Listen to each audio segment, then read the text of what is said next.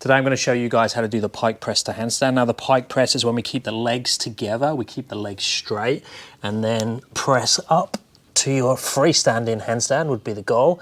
Show control at the top and then come back down with control, back to that start position. It's a combination of balance, strength and flexibility. We're going to look at the eccentric, so the down only. I'm going to look at partial range. I'm going to look at options when it comes to the concentric if you don't quite have the strength or flexibility yet. And we're going to look at options against the wall if you don't have the balance yet. Now there's obviously a big flexibility demand with the pike press. Most people will find the pike press the hardest press to get from the straddle, tuck and pike. But if you have great flexibility, especially towards forward fold, you might actually get the pike press before the other two. Now flexibility wise, ideally you'll be able to get palms to the floor in that forward fold position.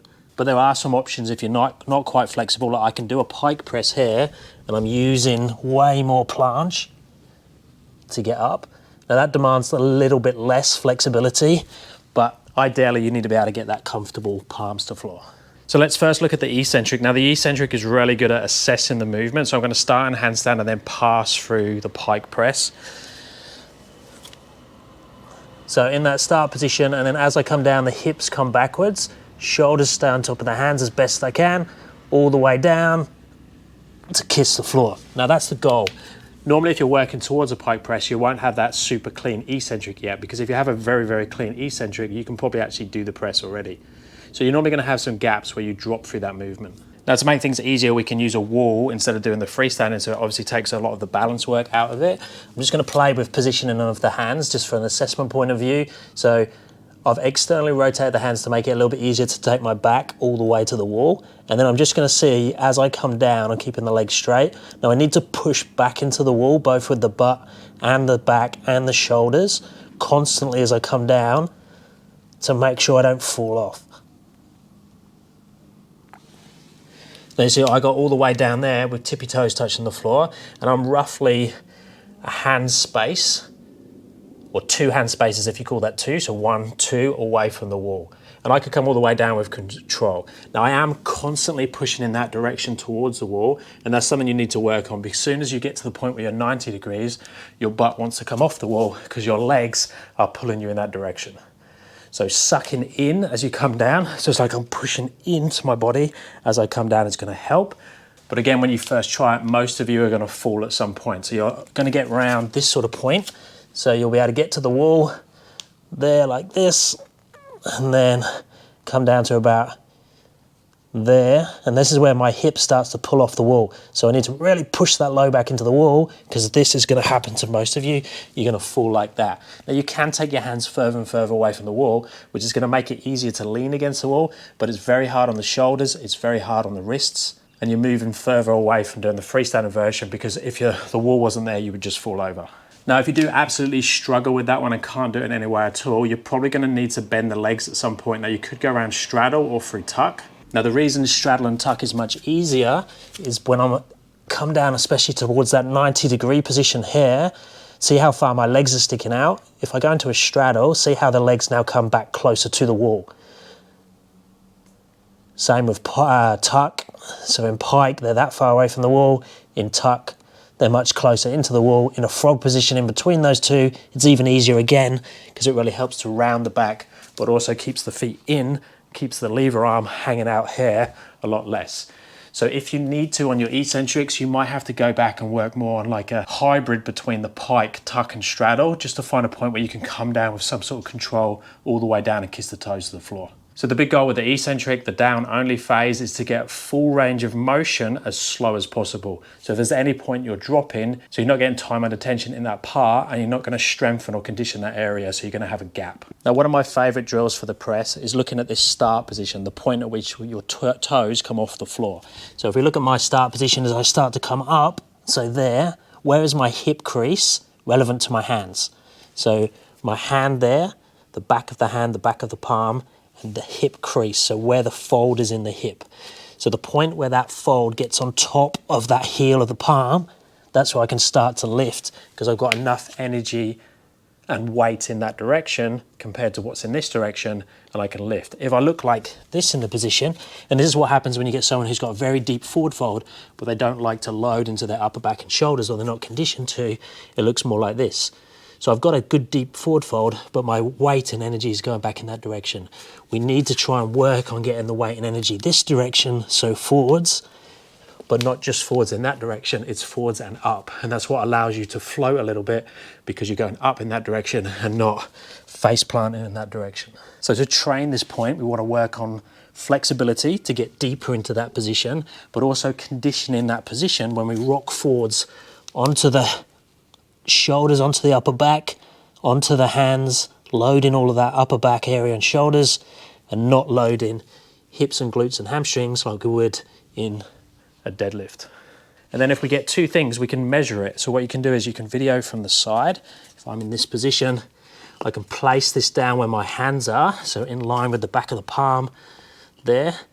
And then I can get someone else to look like and watch the video back. Where does that hip crease get when I come forwards? So say I get to this position here, and I'm here, and I get to there, and I draw that straight line down from that hip crease down, and we put this where that is.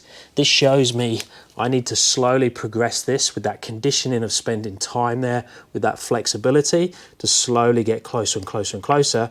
And when this gets on top of this, that's when the feet are going to get very light, and hopefully I'll start to float. Next, we can look at partial range. Now, the partial range is really good for hanging out in different positions and conditioning that position, the same as that start position. So I can use a box like this. I could use a bench, I could use a table. Ideally, it'll be something that we can change the height of. So either you can stack more things to it. So if I want to make this higher, I could put something on top. With these boxes, you can flip them over to 3 different heights. So these are really useful. But a great place to start is that 90-degree position. So 90 degrees is when your legs are parallel with the floor. So for me, it's going to be roughly here. Now, it's not necessarily 90 degrees at the hip, because there will be an angle formed, especially if you're more flexible. But the goal here is to get your shoulders on top of your hands. And then we want to keep dragging the toes away from the box and see if you can go up to handstand there. I could do then the eccentric back down again to kiss the box. There, and that allows me to practice that partial range from 90 degrees or whatever height you're at to handstand and back down again. Now, if you feel like you're going to fall here, you could have someone spot you, or you could set it up so the wall is here, and then you just come up, kiss the wall, back down again. And then we can just slowly decrease this height. So exactly the same, but now the feet are lower. I'm going to walk the feet in, try and keep the shoulders on top of the hands as best I can, but I am going to planche a little bit, go up, show control, back down, as slow as possible. And then you can just continue down and down and down. Same again, but on the IKEA step.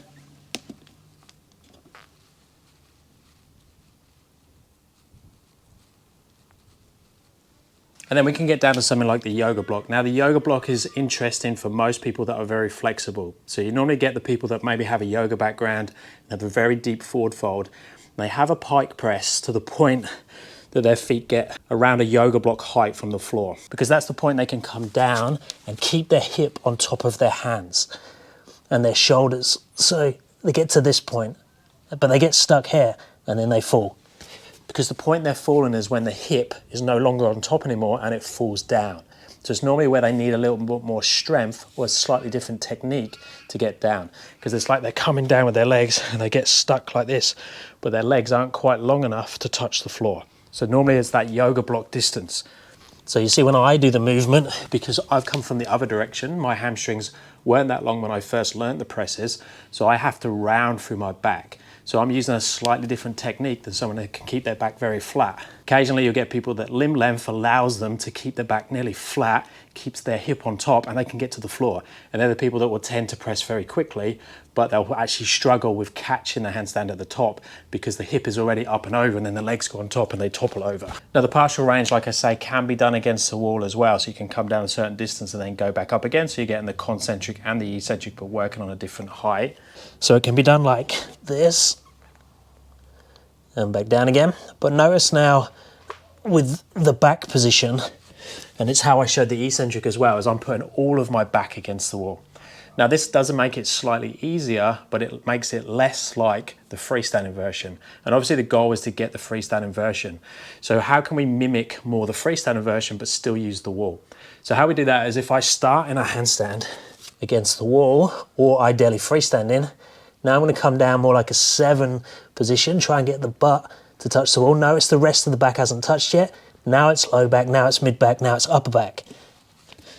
So I'm partially touching the wall with the back as I need to. So higher up in the movement, it's going to be more hip, then low back, then mid back, and then upper back. So the bit that's pushed out the furthest is going to touch the wall at that point. I'm not putting all of the back there at once. Now that's very much a harder variation than the freestanding one. Now that variation is much harder than when we put the back totally against the wall. So most of you will need to start with that one first, but it's something to think about if you're sort of in a gray area between the two. Okay, so you're working your eccentrics, you're working your partial range, you're working that start position. Now it's time to start to play over and put it all together and see if you can actually go up. Now most of you aren't going to be able to go up straight away, so we might need a little bit of assistance to help us go up. Now one way of doing that is to jump. So we can jump quite aggressively to start with, so use lots of energy. So same thing, we want to keep the legs straight, but we get the jump from bending the knees and then legs straight. And I jump to the position, come back down again. And just think with the jump that it's a certain amount of energy is coming from it. We just want to turn the dial down on the jump until the point where you can hardly tell I'm jumping. So it'll be a tiny jump just to get me over that first bit.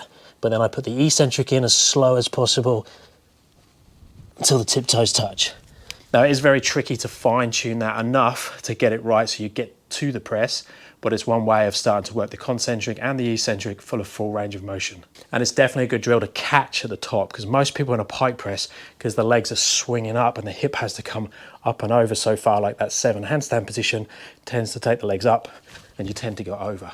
So doing the jump pike press movement is a great way to get lots of repetitions at the top and learn to catch, put the brakes on at the right time. You might want to try and stop here before you straighten to handstand to stop you keep overbalancing. Another method is just to use momentum. This one's quite good if you're used to putting weight backwards and forwards.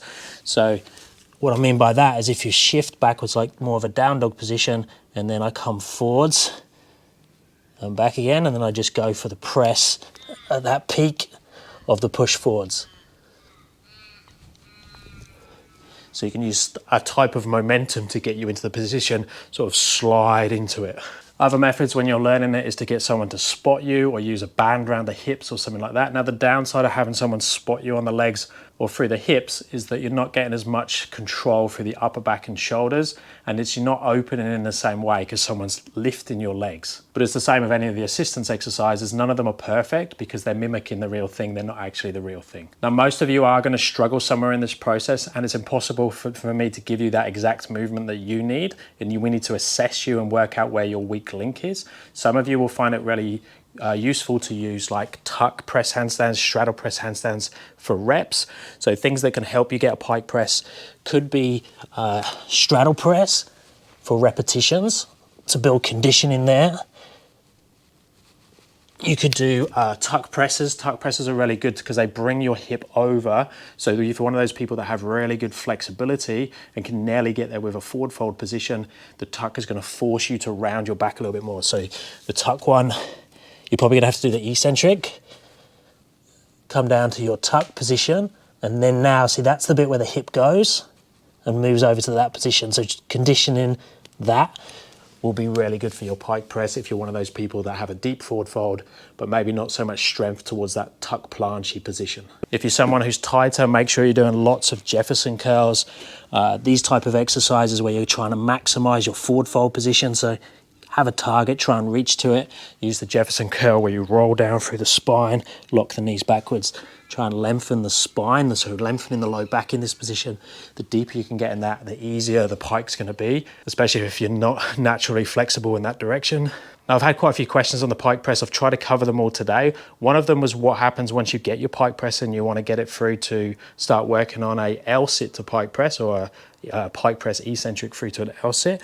So once you can do this and you can get up with some sort of control, you can then start to condition the bottom section. So the L-sit through to handstand, you need to have a strong L-sit position. you need to have the transition from the L-sit through to the start of the press. So that's where you can work eccentrics. So I probably wouldn't start on bars this high unless you're very comfortable to handstand at this height. So here, lift up, start of the pike press through to there, and then back up again. Big push. So exercises like that. So I'd make those really strong. Then you've got your pike press. So then you just put them together and then you have your pike press up and do the eccentric through to your L-sit. So it would look like this. So you go up and then back down to that, but then carry on through to your L-sit. I had to talk while I'm doing that one. Now just remember the pike press is a very advanced movement. It's seen as one of the hardest, if not the hardest press handstand variations. So just understand that it's going to take most people quite a bit of time to be able to do one rep, let alone multiple repetitions.